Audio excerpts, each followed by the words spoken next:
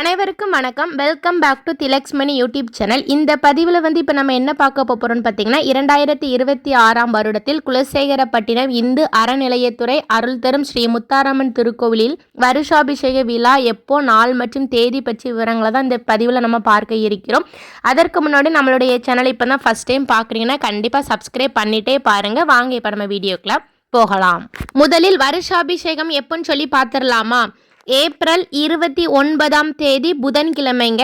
தமிழுக்கு பார்த்தீங்கன்னா சித்திரை மாதம் 16ஆம் தேதி ஹஸ்தம் நட்சத்திரமும் சித்திரை யோகமும் கூடிய சுப தினத்தில் அன்று காலை 9 மணி முதல் 10:30 மணிக்குள் அன்னை அருள் தரும் ஸ்ரீ முத்தாரம்மன் அருள்மிகு ஞானமூர்த்தீஸ்வரன் மற்றும் பரிவார மூர்த்திகளுக்கும் வருஷாபிஷேகம் நடைபெறும் என்று இந்து அறநிலையத்துறை சார்பாக தகவல் வெளியாகி இருக்கிறதுங்க.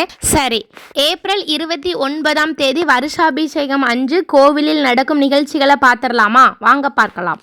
காலை 6:30 மணிக்கு மங்கள வாத்தியம், காலை 7 மணிக்கு யாக பூசை ஆரம்பம், காலை 8 மணிக்கு அபிஷேக திரவியங்கள் மற்றும் சீர்வரிசைகள் திருக்கோயில் வலம் வருதல், காலை 10:30 மணிக்கு சங்காபிஷேகம் மற்றும் கும்பாபிஷேகம் நடைபெறுங்க.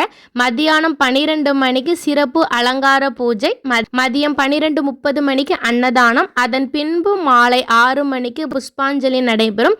அதனைத் தொடர்ந்து இரவு 9 மணிக்கு அம்மன் வீதி உலா வருதல் ஆகிய நிகழ்ச்சிகள் எல்லாமே நடைபெற இருக்கிறதுங்க. அதனால கண்டிப்பா எல்லாருமே குலசேகரப்பட்டினம் அருள் திரு ஸ்ரீ முத்தாரம்மன் திருக்கோவிலில் நடைபெற இருக்கும் வருஷாபிஷேக நிகழ்ச்சியில் கலந்து கொள்ளுங்கள். ஓகே நண்பர்களே, முடிந்தவர்கள் கண்டிப்பாக முத்தாரம்மனிடம் சென்று உங்களுடைய வேண்டுதல்களை வைத்து நிறைவேற்றிக் கொள்ளுங்கள். இந்த வீடியோ உங்கள் எல்லாத்துக்கும் ரொம்ப பயனுள்ளதாக இருந்திருக்கும்னு நினைக்கிறேன். இந்த வீடியோ கண்டிப்பாக உங்களுடைய ஃப்ரெண்ட்ஸ் அண்ட் ஃபேமிலிக்கு ஷேர் பண்ணுங்கள். நம்மளுடைய சேனலை சப்ஸ்கிரைப் செய்யுங்கள்.